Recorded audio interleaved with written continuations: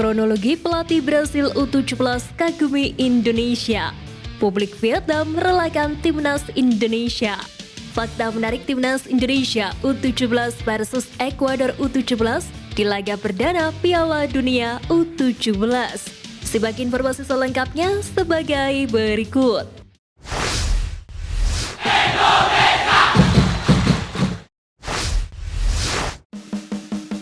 Bungkam media Argentina, kronologi pelatih Brasil U17 kagumi Indonesia. Fakta menarik datang dari pelatih timnas Brasil U17 Filipe Leal yang membantah media Argentina terkait kondisi buruk Indonesia di Piala Dunia U17 kali ini. Sebagai informasi, media Argentina Sol Play 91,5 sempat menyinggung Jakarta yang merupakan kota penyelenggara Piala Dunia U17 sebagai kota padat yang diprediksi segera tenggelam. Hal itu diungkapkan media tersebut jelang laga timnas Indonesia versus Argentina di Stadion Utama Gelora Bung Karno pada 19 Juni 2023 lalu. Namun, sentimen negatif yang dikeluarkan Sol Play 91,5 langsung ditepis pelatih timnas Brasil U17 Filipe Leal yang telah berada di Indonesia, tepatnya Jakarta dalam beberapa hari terakhir. Filipe Leal sangat nyaman berada di Jakarta, kota yang disebut Sol Play 91,5 segera tenggelam. Dalam kesempatan yang lain, Filipe Leal memuji Jakarta International Stadium, salah satu venue Piala Dunia U17 2023 yang berada di Jakarta. Ia takjub dengan kemegahan JIS dan mengatakan, megahnya JIS sebagai bukti keseriusan Indonesia menjadi tuan rumah Piala Dunia U17. Ini sangat gila, saya baru pertama kali datang ke Indonesia. Awalnya saya tidak sempat cari tahu di stadion mana kami akan bermain. Saya pikir mereka tidak punya persiapan yang matang untuk jadi tuan rumah. Tapi saya melihat kalau mereka punya keseriusan yang kuat, ucap Filipe Leal. Komentar yang disampaikan Filipe Leal menunjukkan Indonesia, khususnya Jakarta, tidak seburuk yang disampaikan media Argentina. Intinya, 4 kota penyelenggara siap menggelar Piala Dunia U17 2023 pada 10 November hingga 2 Desember 2023 mendatang.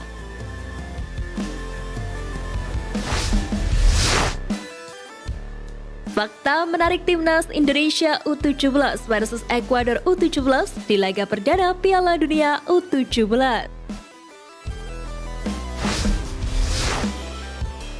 Pertama, diperkuat pemain keturunan. Total ada 3 pemain keturunan yang lolos dan akan memperkuat timnas Indonesia U17 di Piala Dunia U17. Mereka adalah Judabin, Welber Jardim, dan Amar Raihan Brik. Judabin memiliki garis keturunan Korea Selatan dari sang ayah. Kendati demikian, pemain yang ditempa di Asia itu memilih membela Indonesia. Sementara Jardim memiliki ibu kandung asal Indonesia, sedangkan ayahnya adalah warga negara Brasil sekaligus ex-pemain Persiba Balikpapan, Elisangelo Jardim de Jesus. Sedangkan Amar Brik memiliki darah keturunan Indonesia dari sang ibu yang menikah dengan pria berkewarganegaraan Jerman.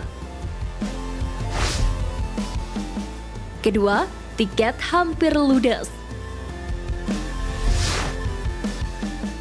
Antusiasme tinggi ditunjukkan masyarakat tanah air menyambut gelaran Piala Dunia U17 2023. Tiket upacara pembukaan dan laga perdana timnas Indonesia U17 diklaim sudah hampir ludes terjual.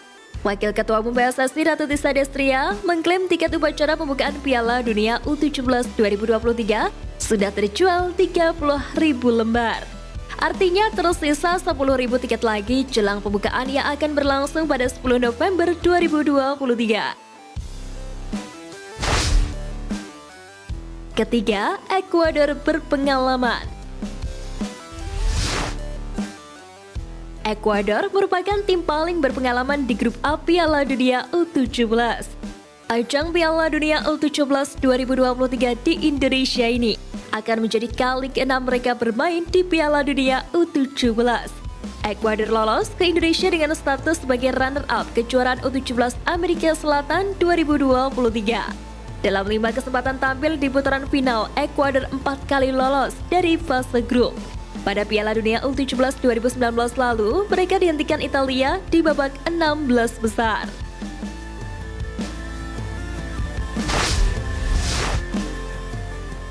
Kecewa dengan sang pelatih, publik Vietnam merelakan timnas Indonesia.